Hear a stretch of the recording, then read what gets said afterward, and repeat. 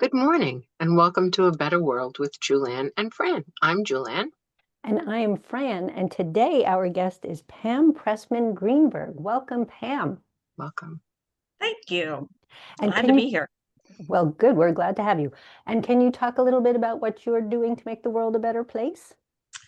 Well, I think through being a hypnotherapist and writing a book about my story, what I've been through, I think if I can help one person with something they're struggling with, regardless of what it is, by reading the words in my book, to me, I call that a win. And it's about, you know, helping people find ways to embrace change, to just find it a better world, basically. I mean, just really, getting behind those self-limiting beliefs that we all have, and Mm. figuring out how do I make that change, in a good way. That I always work with my clients is on language. You never, it's like you hear this all the time: I can't, I don't, I won't. And it's like, I'm always, especially with my kid clients, I'm always like, those are the forbidden words, because you can, you will, you do. And it just, just shifts the mindset. Oh, absolutely. And it speaks to your subconscious mind as well. Another one that I work on with my clients on is when they use the word my in front of something that they don't want. I Hmm. teach them to just to replace it with the or the, whatever it is from which I'm healing or something like that. Right. Because your subconscious mind hears that and that causes you to own it. Right. Now you mentioned a book, and you before we began recording, you told us a little bit about what happened, but could you repeat that for our listeners, please? Sure. I was in my residency, is what they call. I was starting to see clients. It was April 30th, 2017. Seen a couple of clients, went home. My dog Hershey was a little Cocker Spaniel. Wanted to go outside. I let him out and I took him around the side of the house to go to the bathroom, and felt really weird. And I thought I was going to faint. I had been texting my youngest daughter, Sydney, to find out what time she'd be home. So I knew it was 3:04 in the afternoon. And I just started feeling really weird, like I was going to pass out. And I felt a little bit of a shake or a little tremor in my hand. And I went to sit down. And the next thing I know is I had Hershey on top of me. He had bitten holes in my shirt. He slobbering on me. He had his front paws on my chest. And I was like, what are you doing? It's like, get off of me. Only been a couple seconds. And I thought I must not have eaten, or something. And I got up and I picked up my phone, realized I'd never hit send, and that 27 minutes had gone by. So I thought, okay, Right. this is probably not good. And he pushed me and got me to stand. I walked inside. My daughter had gotten home, didn't even know I was home. And I walked right up to her and she says, Mom, you don't look okay. And I said, yeah, I think I might have just had a stroke. I'm going to go lay down. And she's like, what? No. And she called 911. I was in the hospital. They came in, told me I had lymphoma. And then the neurosurgeon said, no, I don't think it is. And they did an MRI, did all the stuff. They said, you have 6 lesions on your brain. And I was like, I was fine yesterday. I had a barbecue. I'm like, what is going on? This is weird. And he says, you don't have lymphoma. Took me down to do an MRI, another MRI, because he didn't like the MRI. And he said, okay, yes, you do have 6 lesions. Another doctor came in, told me I had MS. I was like, how do I have MS? I'm like, this is crazy. And he said, you don't have MS. He said, so they ended up opening my skull, did a biopsy of the biggest lesion, sent it off to UCLA. I was in California at the time. And some guy at, they called him a brain guru at UC Irvine. And he's the one that came back and says, oh my gosh, she's got, and it was like 12 words that I was like, what? He says it's an autoimmune disease. And I was like, okay, how does one get that? And they were like, well, it's it's crazy. He said it's very rare. And I said, okay. So the treatment was, I was on 65 milligrams of prednisone, and I had to go through 6 rounds of chemotherapy, once a month.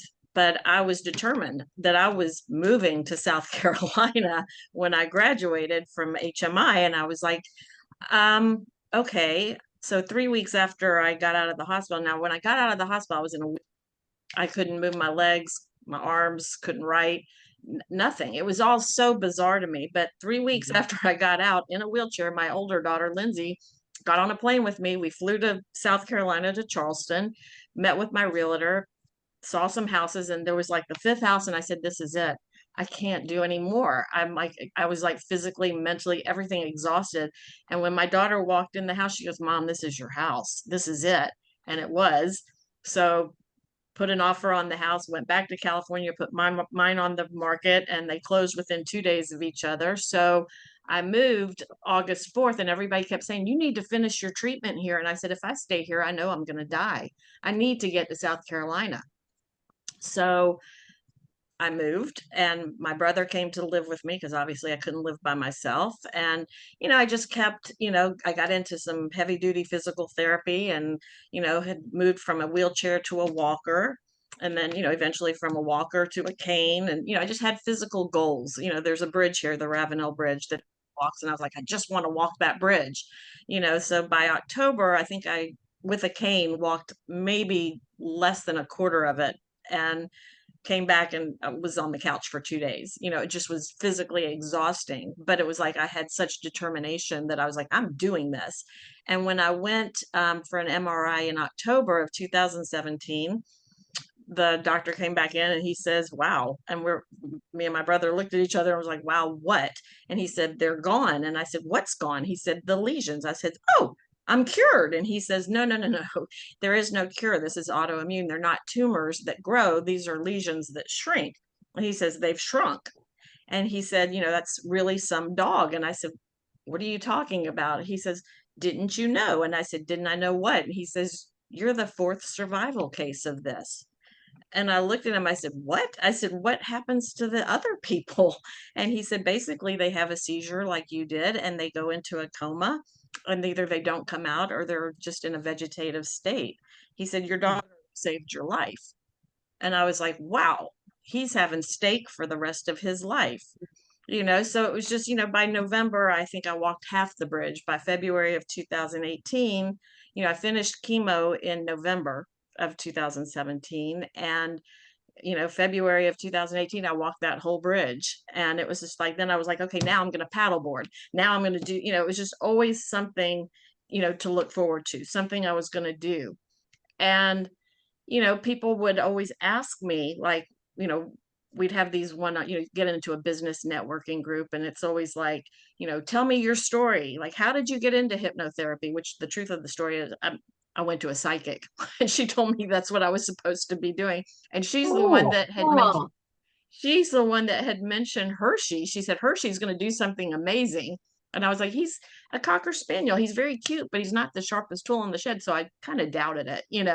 She had given me the number for HMI and I threw it away. I'm pretty sure. But 3 weeks later, that card was on my counter with no explanation of, and I thought that's a sign. So I went in and I took a tour and I signed up that day. So, people would hear my story and then how, what happened to me. And they're like, why haven't you written a book? And for me, it was like, what would I say in a book that anybody would want to read? I'm like, I'm not a writer. I don't do that. And I mean, it was just every single person. It was just like over and over and over. And so I think about 5 years went by, and I had somebody that I met for coffee that was interested in learning about hypnotherapy and heard my story and was like, I'll be first in line to buy your book. And I was like, all right, that's it. So, I mean, I started writing blogs on my website. That's where it started. And then I was like, no, this has got to be more than this. And then I happened to run into one of the first 5 people that had told me, why haven't you written a book? And she asked, are you ready? And I said, if you're asking me if I'm ready to write a book, yes. And she goes, good, I'm introducing you to my publisher tomorrow. And she did. And it happened that fast. wow. And, when he interviewed me, he was just like, how do people describe you? And I was like, it just came out so easy, strong, positive warrior. And I said, I don't know that I necessarily see myself that way, but that's what I hear. And he's like, wow. He's like, well, what would your chapters be called? And I was like, I don't know, forgiveness, empowerment, cherish every moment, laugh out loud, forgiveness. Yeah, I was like, and he goes, okay, I just really wanted three. And he's Nice. like, he says, wow, this is going to be great. And it just started from there. And then, when the book came out, it went to bestseller like immediately. And it was just, for me, it was crazy. I kept saying, my eighth grade English teacher is rolling over in her grave. So, I mean, Congratulations. That's great. thank you. It's, you know what? It was the most empowering moment, I think, of my life, is getting that book out and just doing it and knowing, within, I don't know, a couple of hours, I was getting, emails and text messages from people saying, I'm on chapter 6 and this is the most amazing thing I've ever read. I've read so many self-help books, but this is real. And you can tell that it's real. Mm. It's got my sense of humor in it. I'm always cracking jokes, you know, but I mean, the journey has just been unreal. That's wonderful. What's the title of the book? The title of the book is Roll On to Victory, and it is what it takes to break free from what's holding you back to start living life on your terms. See, I don't know if you can see that. That's great. Well, for me, your screen is frozen at the moment. Yeah, I can't see you either. Oh, We You're, can't see you at all. well, I have a picture of you, but it's still, so I'm not sure. I don't have anything. It's blank. Oh, okay. But thank you for holding it up. Maybe it'll work for the recording. I don't know. I Okay, say it's so frozen on mine too, but I don't know how to unfreeze that. okay. So it's Roll On to Victory. That's great. That's a great title. And Yes. did you choose that because you were initially in a wheelchair? No, I'm actually a big, huge Alabama fan. Mhm. So roll tide. So Oh, that was part of it, is living your passion, and having something you're passionate about. And I'm passionate about Alabama football. It's just I have been for what feels like forever. But so it was just kind of like it has to have something to do with that. well, that's great. It Um, is great. yeah, and who is your audience? What kind of people read your book? You know what? From kids to I've got um a woman I work with Parkinson's who's 93.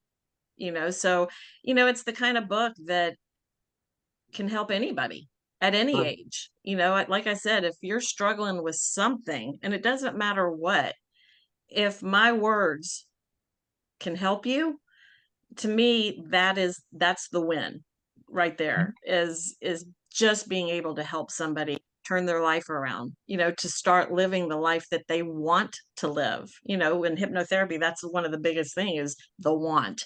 You got to have the want. If you don't really want it, I mean, I'm sure you all know, you get smokers in that'll give you every reason in the world why everybody else wants them to quit smoking. But Right. it's like, okay, why do you want to quit smoking? And it's like No, I sometimes don't they say, I really. like smoking. I'm like, well, then come back when you don't. Here in South Carolina, I always tell my clients, they're always worried I'm going to make them do something they don't want to do. And I said, look, if I could do that, Bark. I said Nothing. the number of South Carolina and Clemson people that come in my office, I said if I could make them do something they don't want to do, they would wake up at midnight, sit up, and yell "Roll Tide." I think it'd be fabulous. It's never going to happen though because they don't want it. So you know, but the want's got to be there, and then you got to be open and willing to try something new because apparently what you've tried in the past hasn't worked.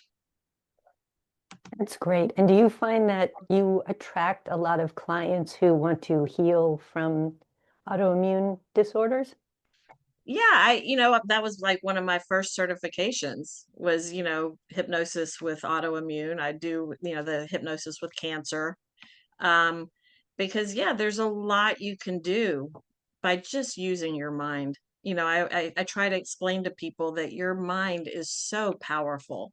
You just got to trust it and you got to believe in it because it can get you through the toughest times. And I said, I had a horrible, horrible needle phobia. Okay. And when you're going through chemo and you have an autoimmune, there's blood draws every 6 weeks. There's the IVs and all the stuff. And I mean, the first time I came in, my brother literally picked me up kicking and screaming like I was a 2-year-old having a tantrum. Mm. And I had somebody make it a recording. Michelle Guzzi at HMI had made me a recording for needles, and I would listen to it constantly, at least 3 days before, at least 3 or 4 times a day, and the morning of. And now I can just go in, and I just go in, and I'm like, I'm fine with it. So it can be done. It absolutely can be done. And you mentioned earlier that a doctor said there's no cure. And I would hope that you are able to just quietly say, okay, well, that's that doctor's opinion.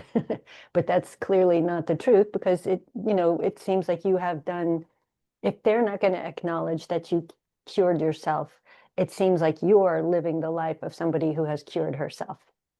Right. They call it remission, just like if you have cancer, you're in remission, but to me, it's like, yeah, I'm in remission and I'm living the life that I want to live, you know.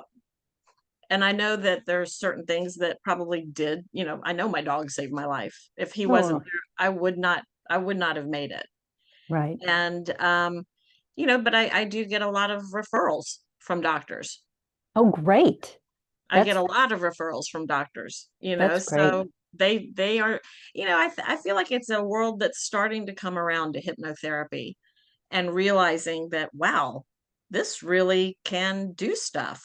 This is big. It is. It is absolutely. And it's really heartwarming to hear that in a place like where you are, that people are open to it. Because here in Los Angeles, of course, we're all about crystals and rainbows and unicorns and, you know, fairy dust and all that sort of thing. And it's easy enough for people to be into hypnotherapy, unless they're religious. Right. But so it's nice to know that where you are, people are open to it. That's great.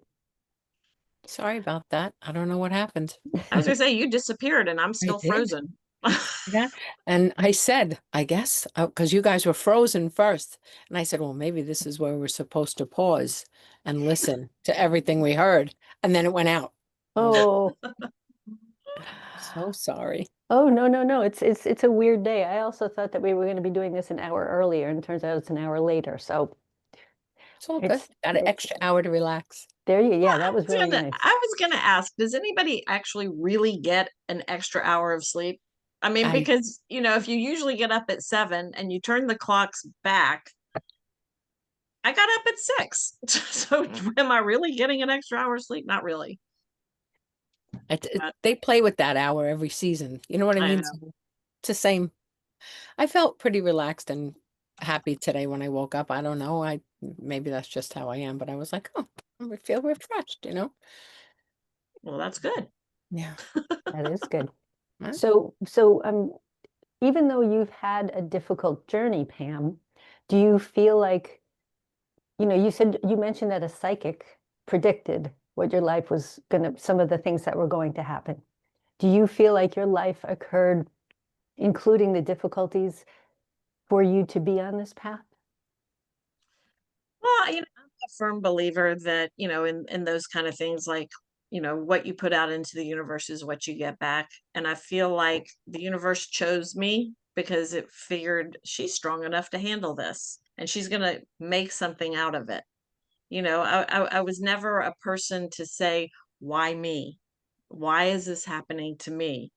Instead it was, okay, I'm going to get on a paddleboard. I'm going to go do, cycle bar. I'm going to go do, I had all these things that I'm like, I'll show you, and, everybody's got their own thing. And I always tell, especially with my clients, everybody's got a story. And sometimes your story goes along the path, and just kind of takes a little turn here, a little turn there, but just kind of stays. Mine was going and going and took a hard right. Wow. And, so you have to be able to learn from it and truly experience it. Because what I went through, some people may say, oh my God, what am I complaining about when she went through that? But whatever you're going through, it's important to you. It's just like, in my book, I mentioned a few times Dr. Edith Eger. I don't know if you know who she is, but she wrote 2 books. Well, she's written 3, I think now, but The Choice and The Gift. The Choice is her memoir. She's a Holocaust survivor. She's now 97, 98 years old. She lives in La Jolla. And I mean, walked 35 miles with a broken back in Auschwitz. I mean, this is a woman who, at age 16 was in the Holocaust. And I thought to myself, how can I be complaining about what I'm going through when she did that? But as she says, what she went through was personal to her. It was trauma to her. Doesn't make my trauma any less important. And I feel like that's an important lesson, especially when you're talking about making a change for the better for the world, is realizing that what you're going through is important, and the way that you handle it is important, and the way that you live through it and go on to live a better life, and maybe you're helping the people around you live a better life. You just never know. You never know who you're going to touch. When I read her book and I was, reading her words, I was like, oh my gosh, I say that to my clients all the time. I'm like, this woman is like me, and I was just like, but, again, I mean, I kept thinking to myself, what she went through is so much worse. But, she kind of gets it out there that no, it's really not. It was her story. It was her, and to me, she is the biggest inspiration, to be able to go through something like that, and it's like, I can only hope people look at me the same way, like, look what she went through and look what she's become. Like I said, I moved to South Carolina not knowing if hypnotherapy was going to be a thing or if they're going to think I'm a kook. I was like, because it's more conservative. Like you said, Los Angeles, it's, the crystals. I mean, I Right. got crystals in my office, but, I mean, it's like it's a normal thing. Here, I wasn't so sure, but I've been able to build a practice. And, through the book, I get out there and I do motivational speaking, to several different groups. I've done group hypnosis with some of these groups, and they're fascinated. I bet. That's great. It's That's been a great. great Well, journey. excellent. Well, as Julann so brilliantly says, she likes to think that things happen for her instead of to her. When you mentioned before asking, why is this happening to me? She really sees it that way, and it helps Julann to be the positive person that she is. And as for trauma, trauma is defined by the person who experiences it.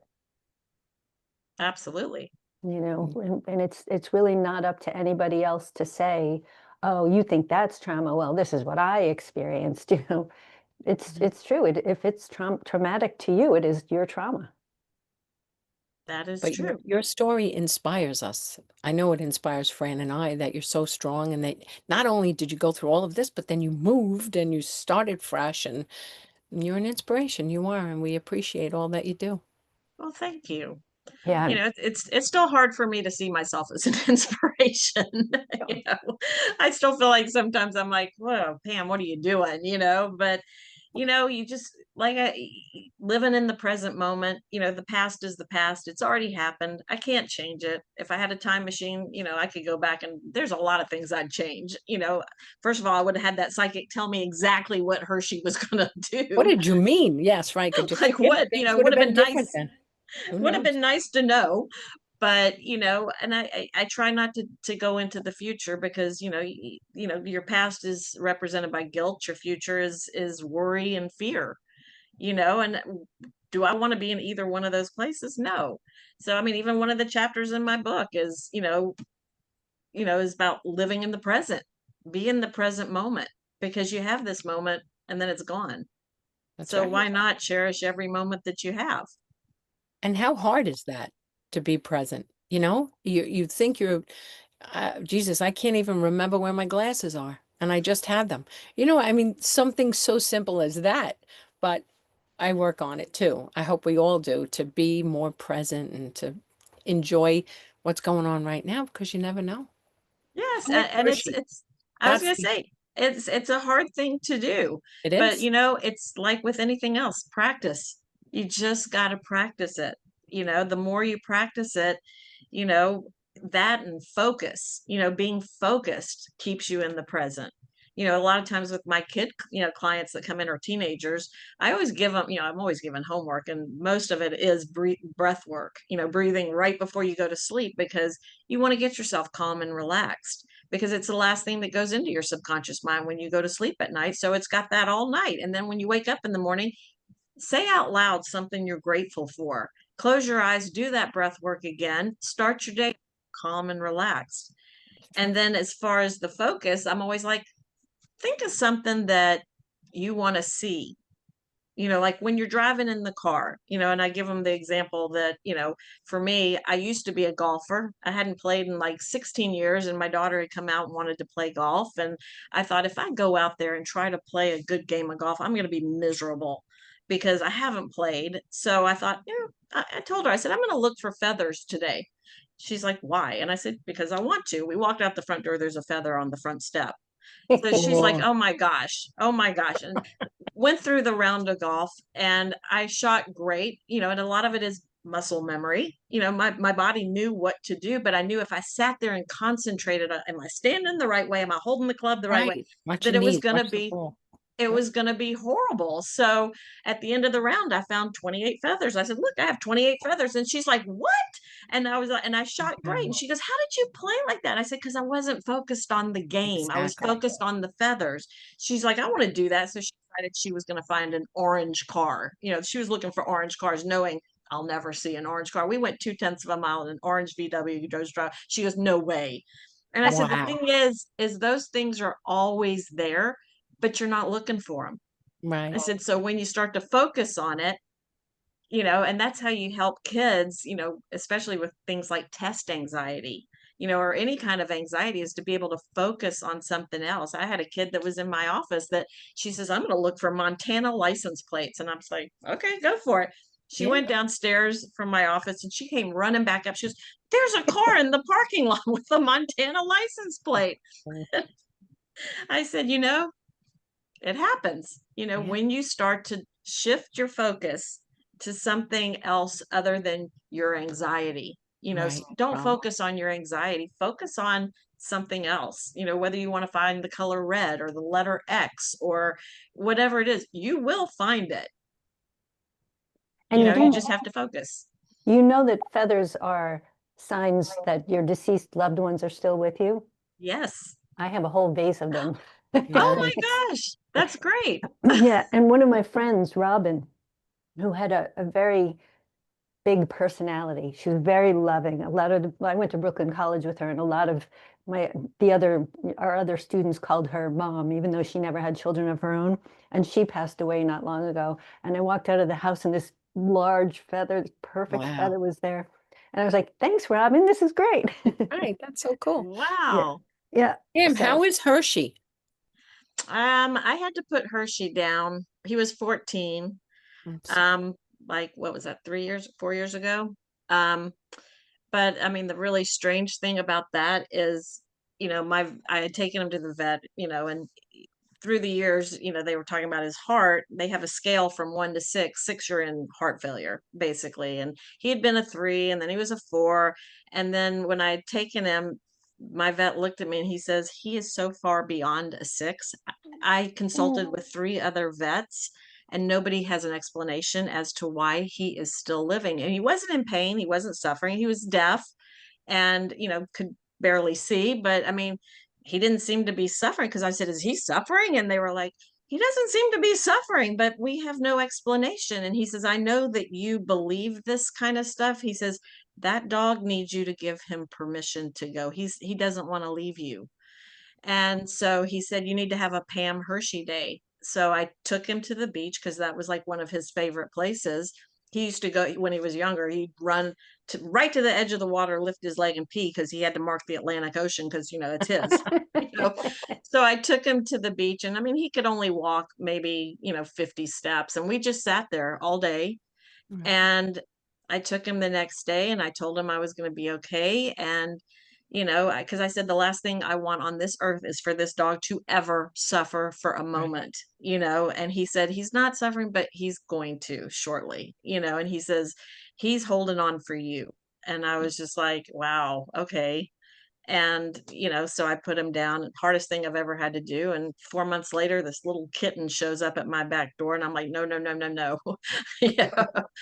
And I ended up taking the kitten because I already had a cat that had moved with me from, California with Hershey, because they were so attached to each other. It was my daughter's cat. And I was like, I'm not a cat person. This cat came, and I'm telling you, I ended up taking her in, and she would, Hershey used to wait by the refrigerator, by the garage door, because he could feel the vibration, when I came home, and he'd be waiting for me. And this cat did the same thing. She would sit there. Wow. She would sleep in his bed. She'd follow me from room to room. And, people at the vets were like, she's feral. And I said, I don't know where she came from. I think she was born under my house. I said, but she was climbing trees. And, I said, but, and she turned out, I had to actually put her down this past January. She had kidney failure. But, Oh. and when I put her down, I said, please, when you get up there and you see Hershey, no more animals. Please don't send me anything else. No lizards, no Good, man. frogs, no Right, nothing. I'm good. Wow. So, Dogs and cats don't live long enough. I Yeah, know they should live as long as us, for maybe sure. they live just long enough. Sometimes Yeah. we live longer than we should. Yeah. I don't mean that, so don't, I mean that, when we get, I watch some people who are, like my uncle, he's in his 80s and he's doing great, but he's having a struggle because he's forgetting things. You know what I mean? So we try to go to lunch and take his mind off all the things that he's unhappy with. Like he says, why don't I remember? And they said, maybe that helps us as we get older. I can't find my glasses ever, so maybe that's part of it.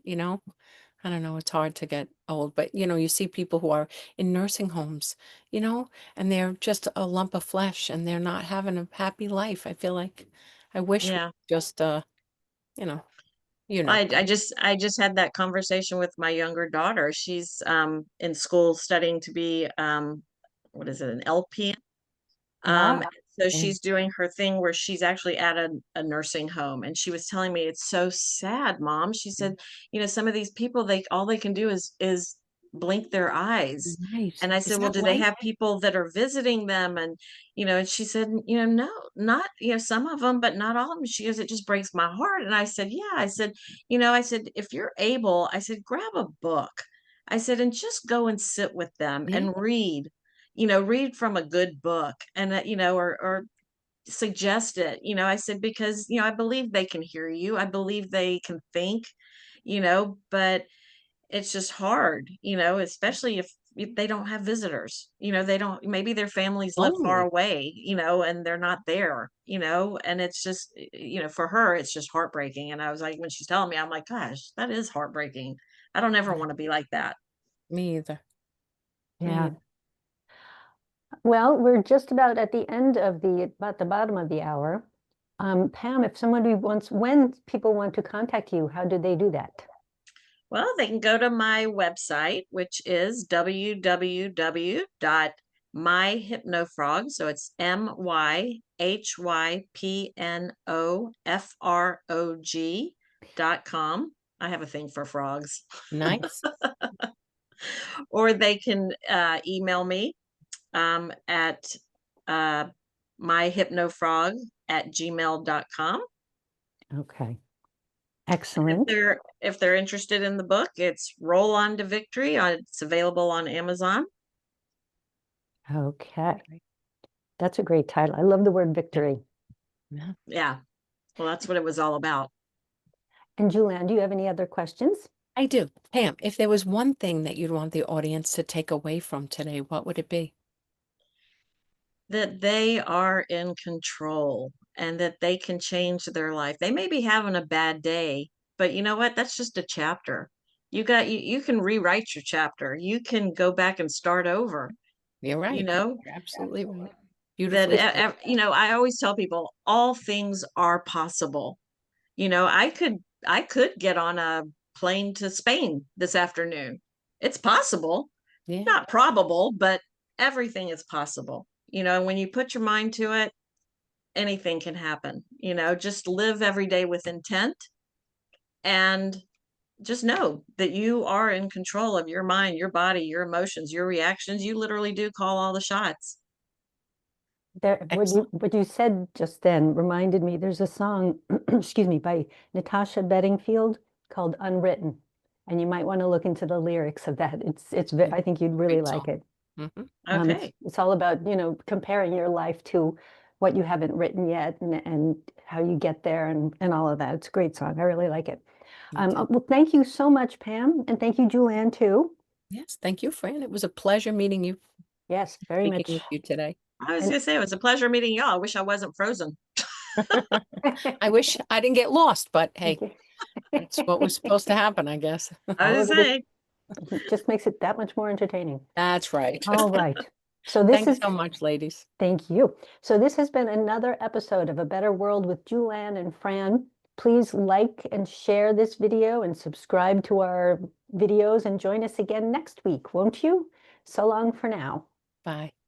Bye. Thank you.